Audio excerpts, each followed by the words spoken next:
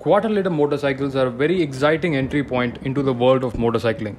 There are several brands that offer us choices in the segment, including the Duke 250, the Duke Adventure 250, Pulsar's new entrants, the N and F 250s, the Domina 250, the Husqvarna's, Yamaha FZ25 and so on. Each of these with their very own character.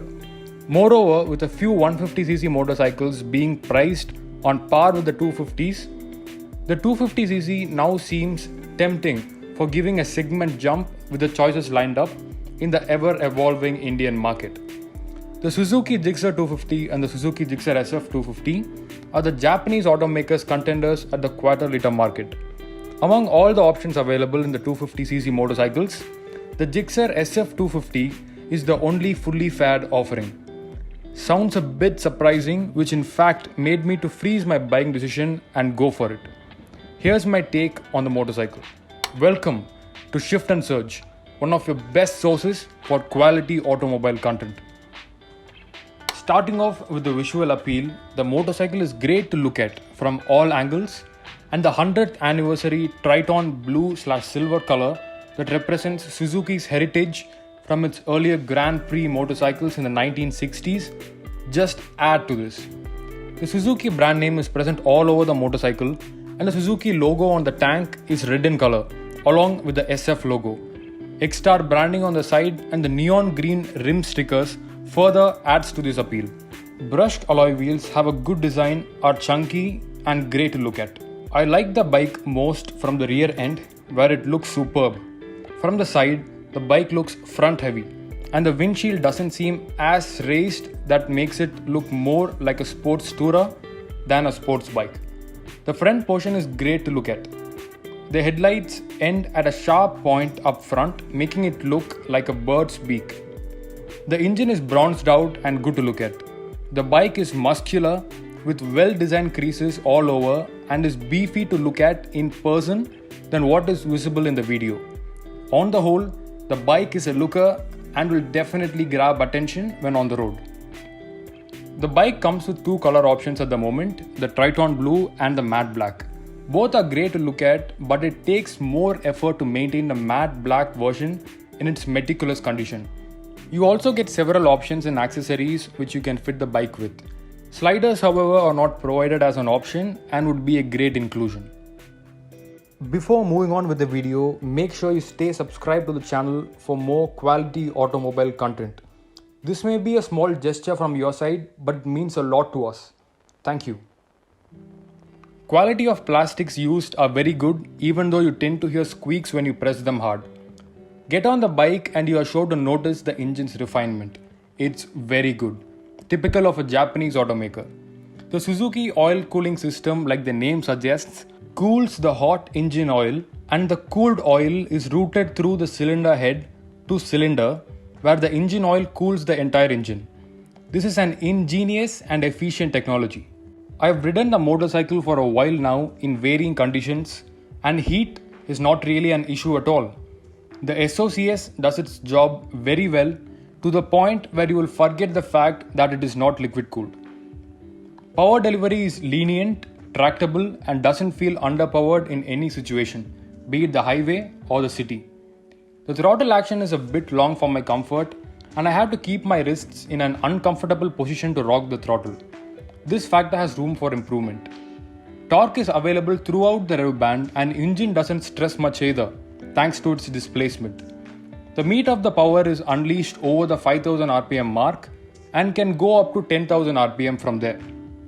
It can get to 0 to 100 km per hour in under 10 seconds, and this makes it super fun to ride. The motorcycle can easily hold 3-digit speeds without breaking a sweat, and is tuned in such a way that you will enjoy the ride whether you decide to take it at a leisurely pace or decide to go hard on the throttle. It's a great job by Suzuki in this regard. I felt slight vibrations creeping up in the 4000 to 5000 rpm mark initially, but this has gone down over time and distance, and that fully synthetic oil really helped as well. The bike's manual suggests not to go past the 5000 rpm limit until the set-in period /kilometers on a new bike, and the bike does around 80 kilometers an hour in 6th gear at around 5000 rpm. After the set-in period, the motorcycle can cruise comfortably at speeds of 90 to 125 and still has headroom for higher speeds, which is very good. 100 km comes at around 6500 rpm, which the bike does very comfortably. Wind protection at speeds anywhere over 70 is lacking owing to the tiny windscreen. A nice helmet and riding gear will definitely help. You do get a one-touch start system, which is great, but the starter motor is slightly noisier and this could be bettered. The horn's volume is good and audible, but I am not a fan of its tone and prefer a deeper one that suits the character of this motorcycle. Rear view mirrors are adequately sized, but when fully extended, it protrudes out, affecting slightly the traffic cutting capabilities. So I have tightened it in a position where it does not protrude out too much, and this has surely helped without affecting my view from the mirrors. Switchgear quality is great, wires don't get in the way, and everything has its proper place. Great job in this regard. Ride quality is very good and the motorcycle feels great to handle. Cornering footrests are also provided, which is good. The bike's 161 kg is not at all difficult to handle and is perfect as it offers great stability on the highway along with a decent flickable nature.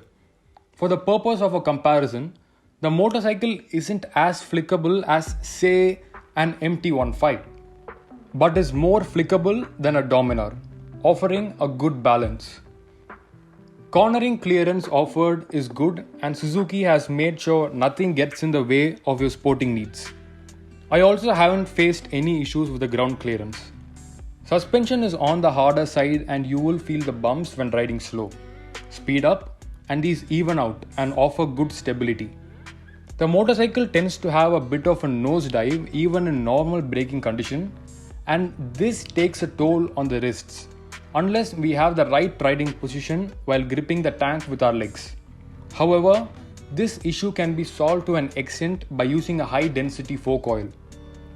The stock MRF RevZ tires are decent and offer good grip in all conditions.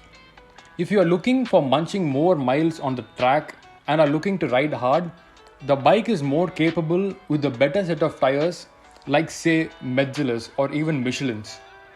Mild off-roading can be done, but don't expect much with radial tires. Gearing is neither too short nor too tall and offers a perfect blend. Third gear would be perfect amidst medium traffic within city limits. You will however have to shift to second gear at speed breakers to avoid stalling the engine. Gearbox is precise but not very smooth. You will hear and feel every gear change. This can be eliminated to an extent by changing to a better fully synthetic oil.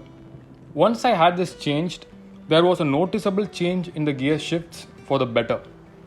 Apart from that, the neutral gear is not very easy to get into and you will have to work a bit. False neutrals have been non-existent, so no issues in this regard. Slipper clutch is not included and I'd have loved to see it here. Clutch is slightly on the harder side but isn't too hard. You will get used to it over time. Half clutch doesn't work very well and you will have to slightly flex your left arm forehand muscles to achieve smooth shifts. The negative digital instrument cluster is large and legible even over direct sunlight and at all speeds. It offers various functionalities including a clock, odometer, RPM meter and a gear shift indicator.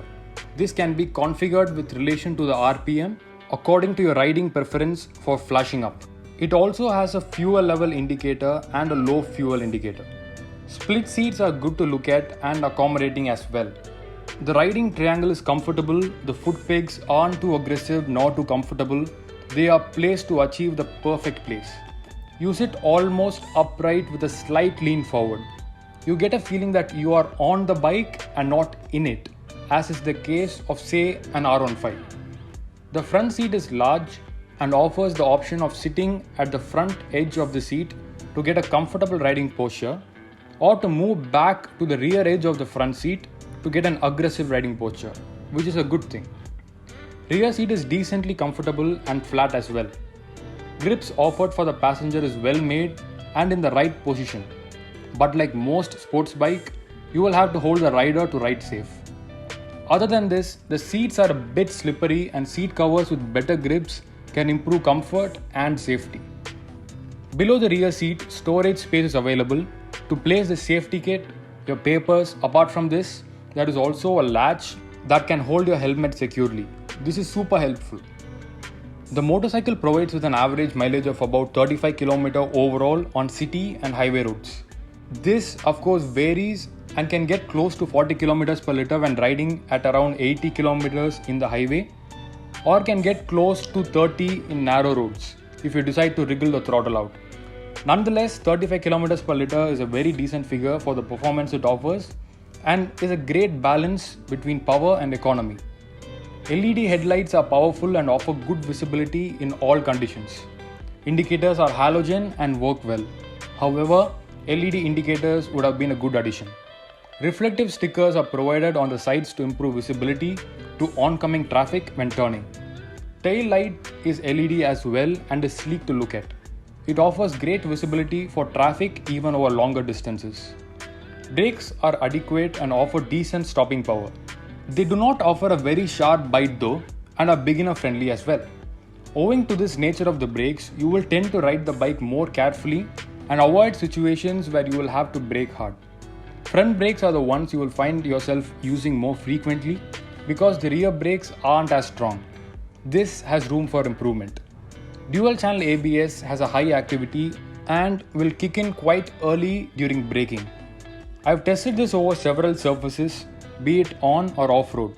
They work great and never allow the wheels to loosen traction. Twin mufflers have a chrome guard to them and look good when maintained properly. Exhaust note is towards the subtler side on low revs and tends to get throatier when revved hard, encouraging you to go faster.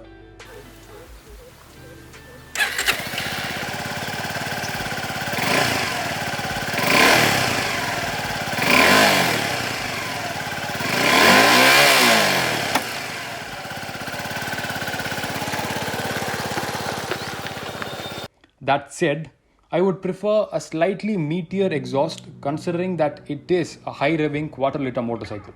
Center stand is not provided and the side stand is well made. A side stand sensor though would have been a great addition. I also heard about some rust issues some owners had in the BS4 version of the bike, so I inquired about this to the showroom staff. They said that it was due to the quality of paint used in the BS4 version and that this has been set right in the BS6 version. Rightly so, I haven't had any rust issues in any major portions, but the bike got it in certain places such as the sari guard and in the bolts used for the rear view mirrors. This is probably due to the use of the older BS4 version's parts. Moreover, I don't do a water wash frequently, make sure to protect my bike from the elements and maintain it well. This helps prevent rusting and fading out of areas with black plastic. Cleaning the bike is very easy as there are not many hard to reach places except for the rear wheels. I face no difficulties in this regard. Service is done for every 4,500 to 5,000 kilometers or every 3 months, whichever is earlier. 3 free services are provided along with an optional extendable warranty. Servicing will cost you around Rs 2,000 including the consumables for the paid service and around 1,200 for the free one. This is quite affordable for a motorcycle of this segment. On the whole, the Gixxer SF 250 is a well-rounded and capable motorcycle. However, it requires a few improvements such as a bigger windshield, slipper clutch, a smoother gearbox, a better horn, better tires, a side stand indicator and higher density fork oil, which would make it more capable and complete. But all these are not really pressing issues and most of them have an easy fix. The motorcycle looks great, is great to ride, offers super power delivery without stress, is comfortable to ride, offers a good mileage, offers great value for money. It is an underrated motorcycle that one does not find much on the roads. It is a mature motorcycle that ticks all the right boxes and offers a superb balance between being a sports motorcycle and a tourer. It is great for everyday usage also and makes a lot of sense for all of us looking for a high revving beginner sports bike that also supports everyday usability. That wraps up everything for the review of the Gixxer SF 250. If you have any questions, do let me know in the comments below. Also make sure to like the video and share it with your friends or family who may find it useful. Don't forget to subscribe to the channel for quality automobile reviews. Until the next one, this is Rohit here signing off. Thank you for watching.